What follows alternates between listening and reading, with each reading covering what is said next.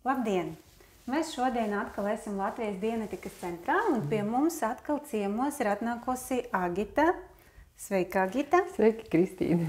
Mēs ar Agitu pirms ierakstīt jums to video parunājam bišķiņ, un es uzzināju, ka Agita netik sen palika par dianētikas speciālistu. Jā, dianētikas speciālists tas ir cilvēks, kurš pielieto dianētikas metodes, kas ir aprakstītas grāmatā Dianētika, un strādā ar citiem cilvēkiem, ja, un palīdz viņiem atrisināt kaut kādas lietas, vai ne? Jā, ir tā.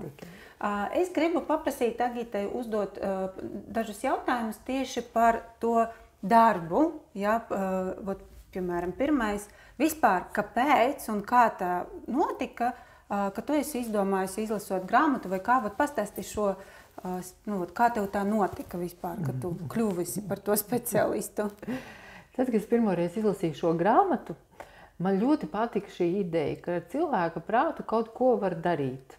Ka ar tām problēmām, kuras cilvēkam dzīvē ir, kaut ko var darīt. Tas man likās ļoti labi, ļoti labi. Un man ļoti gribējās šo tehnoloģiju iemācīties. Bet, dzīve ir kā dzīve, laiks aiziet, un tu mācies, kaut ko dari, tad apgūsti kaut ko jaunu, bet tieši šī tehnoloģija, kā strādāt ar cilvēkiem, man palika tā kā tāds nerealizēts sapnis. Bet mācīties var jebkuros gados, jā, tas ir tikai nāk cilvēkam par labu.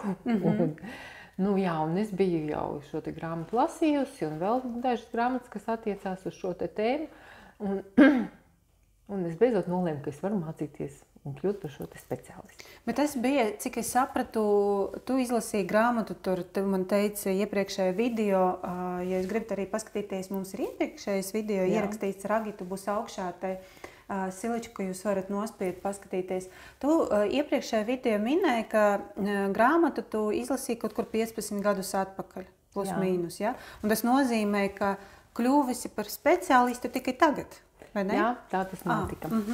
Šo grāmatu gan es esmu izlasījis vēl dažas reizes. Tajā starpā, ja? Tajā starpā, jā. Jā, un ar katru reizi man viņa kļūst tāda tuvāka un saprotamāka, jā. Un tad es beidzot saņēmos un izmācījos par šo speciālistu. Pasaki, lūdzu, grāmata, viņa ir diezgan tāda bieza, tā ka informācijas iekšā ir ļoti daudz. Vari pateikt, nebija grūti. Tagad, teiksim, jau, es zinu, ka tu gribēji, bet tas laikam grūti. Es zinu, ka universitātē mācīties ir ļoti grūti. Jā, augstskolā mācīties nav viegli. Jā, tur ir daudz lietas jāatcerās. Jāliek eksāmeni un tā. Šī grāmata, protams, kad es viņu lasīju pirmoreiz, tiešām man bija grūti. Es varu atzīties, jo es viņu lasīju krieviski. Un tajā laikā man krievu valoda nebija diez cik tāda, bagāta. Es maz zināju krievu vārdus.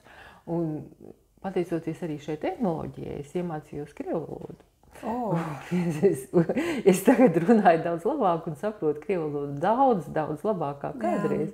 Patiesībā es esmu iegūs arī papildus vēl arī valodas prasmi. Ja. Un tad grāmata tika iztulkot latviski. Un tad es izlasīju šo grāmatu latviski, tad jau bija man tā kā vieglāk, jā. Un pēdējo reizi es lasīju un es domāju, kas tur ko nesaprast. Viss ir skaidrs, jā. Jo tu esi jau tā kā tos terminoloģiju noskaidrojis, saprats, un tad vienkārši lasi un pielieto. Pasaki, lūdzu, tev tie cilvēki, kas grib arī kaut ko darīt saistībā, izlasot šo grāmatu, viņi grib kaut ko darīt ar savu prātu, un tu jau esi palīdzējusi kādam? Jā, man ir bijušas sesijas, un es esmu palīdzējusi cilvēkiem, vairākiem. Un kā var arī bišķiņ kaut ko izstāstīt, varbūt kaut kādas, situācijas, protams, laikam no dzīves nevajag stāstīt, jā, tas nedrīkst, jā, bet kā tu jūties, varbūt no tā viedokļa, kā tu jūties kļuvot par to speciālistu, kā tu jūties palīdzēt citiem cilvēkiem? Es jūtos labi. Un man vienmēr ir paticis palīdzēt cilvēkiem. Pat tad, kad es vēl nezināju dianētiku, man bija tāda vēlme, man bija ka es gribu palīdzēt cilvēkiem. Tikai tad man nebija tie instrumenti zināmi, ja?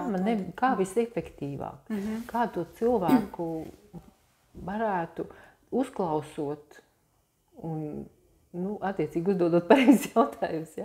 Kā viņi varētu virzīt un kā lai viņš ierauga, ja? Kur slēpjas viņa problēma, kā viņš to var atrisināt, tad to viņš pats viss tā kā ierauga sesijas laikā. Jā. Un to, tādas lietas es nezināju, bet tā vēl palīdzēt man bija liela. Un tagad sesijas laikā, ja cilvēks kaut kā atrisina kaut ko, viņam paliek vieglāk. Viņš tā kā kļūst priecīgāks, laimīgāks. Man viena meitene pēc sesijas apkampa un teica paldies. Un tas bija tik jauki, jo mēs jau esam sen pazīstamas, ja, bet mums tās attiecības nebija tik draudzīgas. Jā. Un sesijas laikā tā kā mums izveidojās tāda draudzīga saite, ja, un man, es par viņu tā kā biju atbildīga, es par viņu rūpējos, ja, es viņai uzvanīju, kā viņu jūtas, ja, un tā. Un tas ir ļoti patīkami, jo redzēt, kā cilvēks kaut kā tiek galā ar tiem saviem demoniem vai rēgiem, ja, kas viņam traucē dzīvē. Tas ir ļoti gandarījums liels. Tu redzi, ka viņi tomēr gūt panākumus, jā? Viņi tā kā kaut kas tomēr palīdz viņiem, jā? Protams, ka tas palīdz, jā. Tā tas ir neapšaubām. Paldies. Liels paldies. Man šķiet, ka ļoti interesanti. Varbūt arī jums būs jautājumi, kurus jūs gribat uzdot Agitai, vai varbūt par šo tēmu vai par tehnoloģiju, tad droši jūs varat rakstīt zem šī video savus komentārus, savus jautājumus. Un arī, ja gadījumā jūs gribat klātienē uzdot Agitai jautājumu, vai ne? Jā. Jūs varat satikt Agitu Latvijas Dianētikas centrā, jo tagad Agita ir biežāk te, jo viņa palīdz cilvēkiem, ja, un strādāt un pielietot dianētikas metodes, kas ir aprakstīts grāmatā. Un līdz ar to, Agita, paldies tev liels, bija ļoti forši ar tevim parunāt. Paldies, Kristīne, tev arī, ka tu uzaicināji mani. Paldies, ka padalījies. Un nāciet pie mums ciemos, Krišjana Valdemāra iela 20 telpa 2. Pērciet grāmatu Dianētika. Jūs varat paši uzzināt visu, kas ir tur aprakstīts, kā strādā mūsu prāts un kā viņš mūs ietekmē un kā var sev palīdzēt tikt ar to galā. Vai ne? Tā tas ir. Nāciet. Paldies jums, Miņš, ka skatieties un uz tikšanos. Un jā, spiediet like video un mūsu kanālā. Mēs aizmirstam pat galveno. Un tiekamies nākamajos video. Atā! Paldies, Agitiņ.